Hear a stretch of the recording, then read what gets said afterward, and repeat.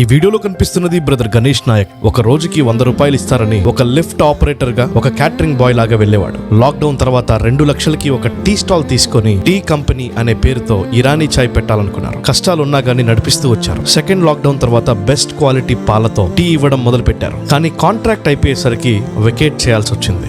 వీరి బ్రదర్ హర్షారెడ్డి గారి హెల్ప్ తో 2024లో గ్యాలక్సీ కఫే అండ్ రెస్టారెంట్ స్టార్ట్ చేశారు. ఇప్పుడు వీరి కంబ్యాక్ చూడండి. ఈ రోజు 12 కోట్ల టర్న్ ఓవర్ చూస్తున్నారు. 80 మందికి ఎంప్లాయ్మెంట్ ఇచ్చారు. నువ్వంతా సెట్ కాలేవురా అన్న వాళ్ళు ఈ రోజు బ్రదర్ గణేష్ ని వాళ్ళ పిల్లలకి ఇన్స్పిరేషన్ గా చూపిస్తున్నారు. కస్టమర్ కి క్వాలిటీ ఇవ్వాలని పాలు పెతకడం నేర్చుకున్నారు. మాస్టర్లు పని వాళ్ళు రానప్పుడు పాత్రలు కూడా కడిగేవారు. వీరి కోసం వీరే నిలబడ్డారు కాబట్టి ఈ రోజు ఇంత గుర్తింపుని, ఇంత సక్సెస్ ని పొందారు. చూడండి, లేనోడిని లేనప్పుడు కెలుకుతే వాడు శిఖరం ఎక్కి కూర్చుంటాడు అని మరొక్కసారి ప్రూవ్ చేసిన బ్రదర్ గణేష్ ని మనము మీడియా సల్యూట్ చేస్తుంది.